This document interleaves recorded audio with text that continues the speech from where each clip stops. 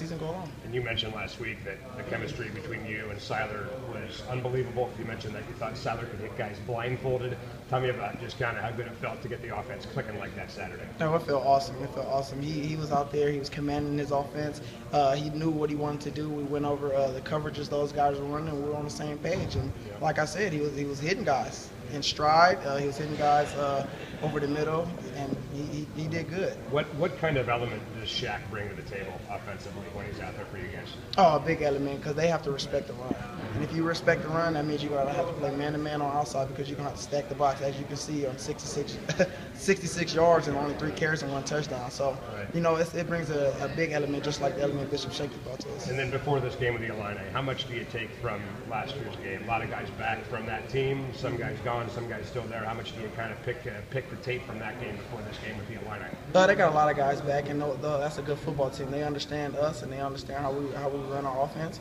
But it's no different than any other team. We're just going to come out. We're going to play fast as we can. We're going to play physical, because in the Big Ten, it's physical football, ground and pound football. So we're just going to come out and just have fun. And obviously, you guys have had 2 big challenges so far with Hawaii and Eastern, but just the idea of playing a BCS team for the first time this year, and kind of that challenge that is now there. Oh, it's just like any other challenge. It doesn't matter who comes in the stadium.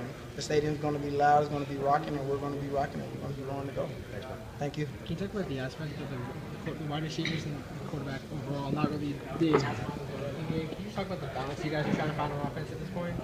We wanted to establish the running game, obviously. It's not about being hot, because I didn't see a lot of incompletions if you did. So, but we were fine. Everything was clicking. At the end of the day, we scored more points than them. So I'll say everybody was hot. Jaydon, it's interesting. 59 points.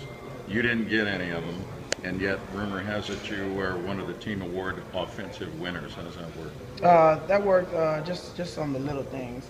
Blocking, the play where John Ross, broke down the sideline. I actually cut that guy down. He ran into the safety, and it was just clear sailing from there. And I tried to get in there and get some safeties down, out there talking smack, and just doing everything I could do. Big conversions on 3rd downs, just the little things that nobody else sees. And I just came out and just played how I play and let the game come to me. How undervalued is that as part of a wide receiver's game? It's very undervalued, but it's going to be always undervalued, because it's a lot of guys that made it in the league blocking, a lot of guys that made it in college football and in high school blocking. So I wanted to have that step in my game, stepping up, and it did. And I want to continue to keep getting better at it. You're not the biggest guy in the world. You still enjoy blocking them, right? I enjoy blocking. I'm like a little pit bull. I like to get in there and just get nasty. Jaydon, how chippy was it actually out there? I mean, obviously we saw what happened with Marcus, but it seemed like it was kind of a byproduct of some of this talk that they seemed to be instigating. It was very chippy, because those guys are 34, 40 of those guys are from from Washington, and probably didn't get offered by the University of Washington, just like some of our guys probably didn't get offered by Eastern Washington. So it was very chippy, and we wanted to set a statement, and they wanted to set a statement. I heard it was a comment that they wanted to be the best team in Washington, and hats off to them. They came out ready to go, and it was just a ground and pound game, but it was respect at the end of the day. I guess, sorry, I'm joining in later. No problem. What was it like, being out there and scoring that many points in a game? Have you ever been in a game that high for a while? No, last time I seen a game that high was University of Washington versus Baylor, when Keith Price and RG3 just went bananas. But it was awesome seeing, it was kind of challenging, seeing those guys. We got to come out, we got to go back when they score. They got to go back when we score, and it was fun. It was fun going out there and showing our offense and what we could do. Did it feel offensively like you guys had to score every time you had the ball, or did you keep ahead of them? Actually, it did. Every time Vernon dropped back that pass, we all held our breath. Every time he threw the ball, it was most of the time with confidence. Something we was just figuring, he's going to throw a dime, and we made some good plays on the ball, and it was fun. It was just fun.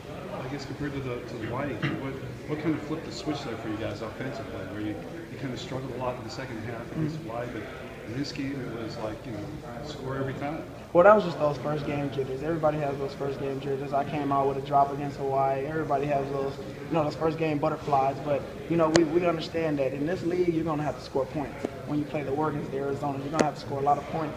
and we needed to step our game up, and we still need to step our game up, and we need to score more points than that if we can. I guess this week, you guys played Illinois last year, although some of the team has changed. Does it help you guys all knowing kind of what you're going to face in Illinois? Yes, it helps us a lot. Last year, we didn't really know too much about Illinois or the personnel.